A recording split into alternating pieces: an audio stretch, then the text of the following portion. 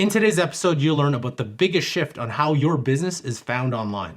It's the rise of AI agents doing the search. While there's a lot of focus on AI search with terms like AEO, GEO, LMEO, and whatever other acronyms, we're overlooking the fact that AI agents are already doing search, and in many cases, better than we are. We explore how this changes how businesses need to think when being found online.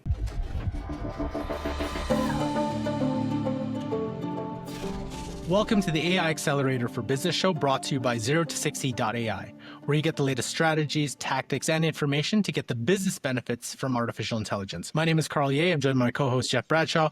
And today we're going to talk about AI search, AI optimization, and all the crazy acronyms that come with it. AEO, GEO, LMEO, and so on. You know, Carl, and this is a hot topic because people invest a lot of money in SEO and AdWords, everything else. And I mean, so you got to think about if your next customer is an AI agent, traditional SEO strategies won't really help. And so businesses must start optimizing to serve AI, not just people. And so it's a different way of thinking. You know, you got in front of a couple points that we're looking at here. And I think when we start talking about AI optimization, SEO, search engine optimization, now we have artificial intelligence engine optimization, chat GPT engine optimization, large language module engine optimization. I think the underlying premise is businesses still want to be found in the place that people are going, right? So for the longest time, it's been Google, 10 blue links. It's gotten worse because of ads. And now we're finding with most people using either ChatGPT, Claude, whatever your preference of large language models, they all have the ability to search the web. Well, you want to optimize to get on that. I do think, though, there are a couple flaws to that type of thinking. And there was a great video by Christopher Penn. Anyone who's interested in this topic has to watch that. I'll leave it in the link to that in the description below. One piece here is, the first thing is, I think there's an assumption that people will continue searching the exact same way they're searching on Google in a ChatGPT. But I don't think that's the case. You know what? I don't think it is at all. I mean, my searching now, it used to be, you know, what I was just looking for a mat for my new truck, and I would search it, and I would have to go to a bunch of lists, or I'd go to the shopping thing on Google. Well, now I'm just saying, this is what I need for this type of truck, and I'm putting it in, whether it's Perplexity or ChatGPT or Claude, whatever it might be, and it's now bringing me the information. So I'm not having to go out and search. I'm just putting in the criteria of what I'm looking for, and the AI tool the engine is bringing that information to me. So that question comes from, how does that provider, service provider, product provider pop up into my AI large language model? And I think that's, I understand there's some theories behind it, but I still think we're still trying to figure this out, right? I mean, there's still how these actual large language models find this information. Nobody exactly knows. Although I gotta say, you're a digital marketing guy. I still always wonder about, it seemed like over the past 20 years, I would say, hey, I'm going to pay this guy a ton of money to show up in the top of a Google search. And they're like, well, it's constantly changing. I'm like, what? But well, you know, like that old model was people click to get to somewhere, whether you pay for the click or whether you rank number 1, 2, or 3 for the click, right? The only problem there now is, even the assumption of trying to rank for these large language models is, the assumption is people will click. Well, how often do people click, right? It's like, even if you're having that conversation with your large language model, and then you're like, hey, I want to get this and I want to do it, you know, find me this. It's going to provide you the list of companies or the list of anything. You may or may not click, depending on what you search for, right? The golden days of Google, like the actual, when you Google something, you click off to the site, that whole behavior doesn't happen now. And I think it's more of like, oh, this is good information. Now I'm going to continue my conversation, rather than like, how often do people actually click the actual sources of what they're looking for? I have very rarely And, anecdotally, when you ask a lot of people, they're like, not that much.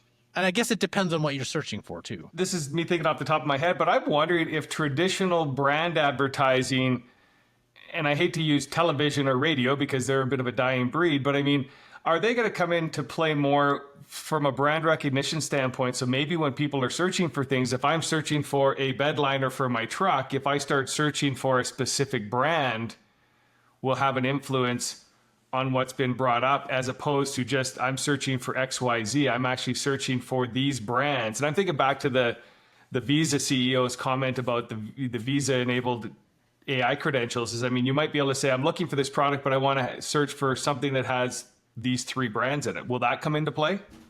I think so, because for the longest time, when we talk about branding, when we talk about how to get found, a lot of the times it's like, it depends on where you are in your search journey, right? So it's like, are you in the problem aware? Like I'm just using, problem aware, problem unaware, or problem unaware, problem aware, solution aware, vendor aware. Like there's a kind of a marketing type, quote unquote, either funnel or buyer's path that you go through. And depending on where you are, you'd search differently, right? If you know the brand you're looking for, hey, I want Nike Vapor 3.0 football cleats. That's very, very specific. This is what you want. Versus something when you go problem unaware, it's like, hey, my feet hurt when I'm playing football. That's a problem, right? So like, I guess it depends there.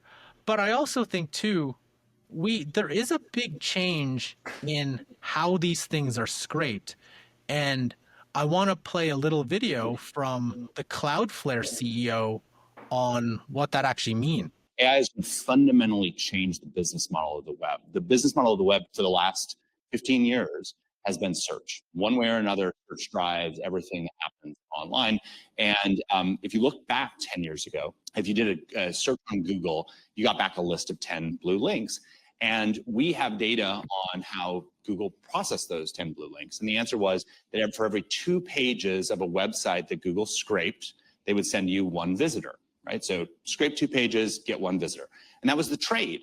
Over that period of time, over the 10 years, some things have changed at Google. One thing that hasn't changed is the crawl rate. They're still scraping at the exact same rate that they have over that period of time. But now it takes 6 pages scraped to get 1 visitor. What's changed? The answer is that today, 75% of the queries that get put into Google get answered without you leaving Google, get answered on that page. So if you want to ask, when did David Rubenstein start Carlisle? Well, it's about 10 years ago, it would take you to maybe a Wikipedia page or something else. Today, the answer comes up right on the page and you don't have to go anywhere else.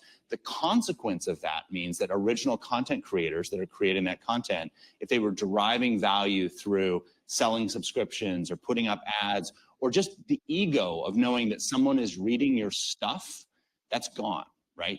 That is falling off a cliff. And that's the good news. So it was 2 to 1 10 years ago for Google. It's 6 to 1 today. What do you think it is for OpenAI? 250 to 1. What do you think it is for Anthropic? 6,000 to 1, right?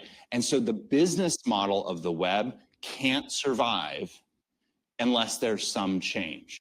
To me, that's a very important piece because it's no longer about trying to get as, the top 3 or top 4, and goes to the point where you initially talked about agents.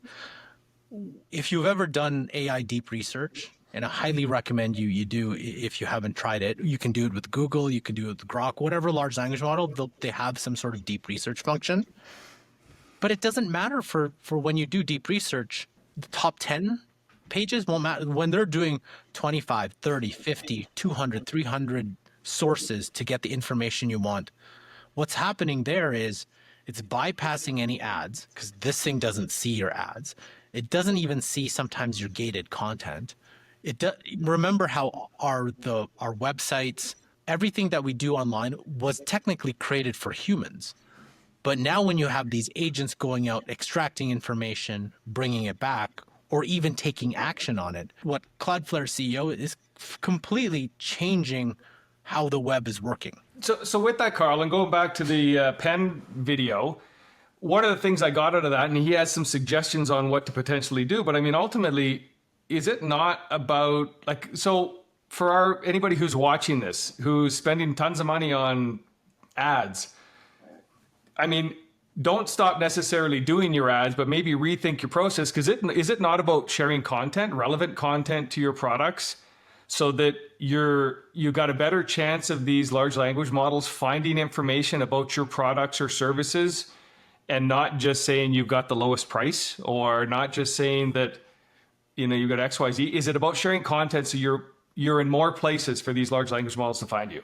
Yes, and that's a good point, because what Chris Penn said is like, hey, you should try to be in as many places as you can, because when these large language models scrape, which he believes it's once a year, hopefully you're on kind of different platforms to scrape it, right? They're scraping video, audio, whatever is public. So it's important to do that. But I also think too, that's again on the assumption that humans will be researching. But I also think you have to start keeping in mind, like, hey, how do you ensure that the agent finds you, or you make it, like, for example, like for a business, it'd be like, hey, I want you to go find me the best CRMs out there, but can you limit it to this price? It's been present for the last 2 years, or let's say 5, 10 years, and give me the best reviewed ones. Like, that's a very specific criteria. If you're a small, like, kind of startup CRM, how are you going to break into that when the agent has a very, very specific function? And I don't even know the answer to that question. But I go back to, for example, if I'm a home builder and I'm going to refer your past life when you created Home Buyer School and you produced how many videos? 160 videos or something. Yeah. Tons of content.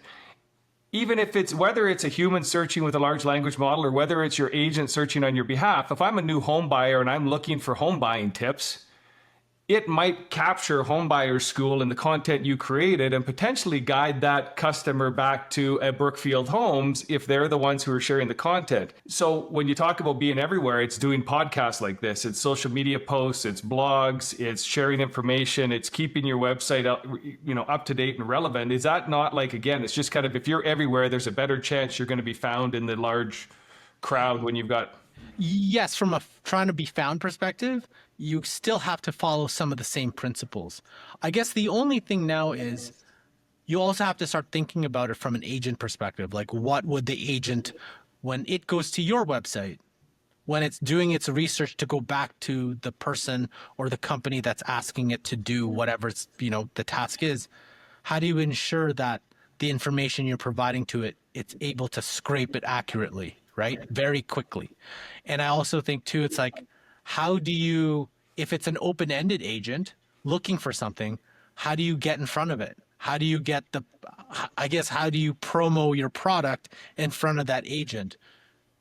Honestly, I'm not sure like what that looks like. And I think as agents are getting involved, we'll maybe learn more about it. But I think this is, yeah. But would it not be, if an agent is looking for a solution to your problem, is it not going to be the organization that just doesn't say, hey, we've got the latest and greatest, but puts a bit more effort behind saying, we've got the latest and greatest, and here's the reasons why. Here's why my widget is more efficient, is more effective, will last longer, we've got better customer support, da da da da da.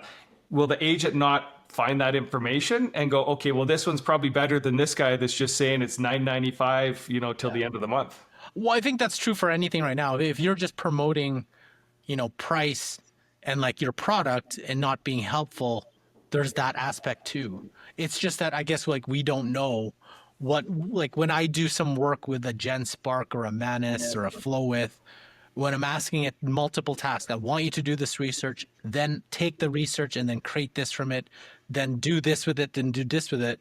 I'm kind of barely checking the sources of that, right? Yeah. So I no longer, the old method would have been somebody, a real person, clicks on every single one of those links to reach back and is influenced by, let's say, gated content, ads, or whatever. But an agent bypasses that completely, does all the clicking, does all the searching for me in seconds, provides that information, and then takes it, research, and creates something else. That's a completely whole different way of thinking of how to create your content to fit in that new paradigm. So then the question is what we call traditional online advertising and websites, are they dead in the future? I can't answer that. All I know though is the way that it's been done I don't think would be the same. I think like the way that a website is built is for a human. But I also think now you have to start thinking about how can a website not only, be accessible and easy to use for a human, but what about an agent? Because an agent doesn't search like a human. An agent just wants information for very specific tasks and requests. And a deep research is a pure example of that. Does it care about your branding? No. Does it care about all the things that you do to make it nice for a human? No. It just wants the information to do its thing. Completely different. And I don't know what that means for websites. And if it's going to be a 60, 50, 50 split, 60, 40 split, 30, 70 split, we're not sure, but that's coming pretty quick. So again, and I mentioned this in our last podcast too, but then also you have to be aware too of potential hallucinations. So how is your AI agent going to differ between the mock website with inaccurate information versus the actual true validated information that's going out there? So there's got to be work on that side from an agent standpoint, but interesting. Yeah. But I thought it was an interesting topic to think about. So one thing I want our audience to take away from this is I want you to start auditing your digital presence, websites, video, whatever you're putting out there. Because I also think in addition to people creating, obviously more, when you do podcasts or YouTube or videos, agents right now can't really access to that in a really comprehensive way. But when you start thinking about your website or even your written content, and maybe read up on that, how can you make it an agent even easier? Because one last thing, I had an interesting conversation with a couple of marketers, and they were talking about the gated content, right? The benefits of gating your content and so on, and getting leads. But then I'm like, can you explain gated content? So gated content is very old, tried and true. It's a lead generation method, right? You create some sort of content, usually a white paper, an ebook, whatever that is. And then people have to fill out their name, email, and whatever to get it. My argument was whatever you've created, ebook, white paper, whatever, more often than not, unless it's super, super original, like really original, an AI probably has scraped some sort of version of that. And with advanced reasoning can probably think through some of the amazing insights that you put into your ebook. And I'm saying that with such sarcasm because how many ebooks and white papers you download, and it's like, this is not original thinking. This is just some sort of like, just to get my email. That was literally it. And it's funny because most content, gated content, there's a thank you page with the link to the content piece, but it's in your XML. Well, guess what? An AI has probably scraped that. So it may not show, right? Here is the ebook, but all that information has been probably scraped that anyone using a chat GPT could be like, finds whatever that you're trying to put. So I'm not sure gated is the best way to go anymore. Learn more about future AI business trends by watching this playlist here. Enjoy today's episode. Want to learn how AI can impact your business? Then please subscribe to this channel. Thanks for watching. We'll catch you next time.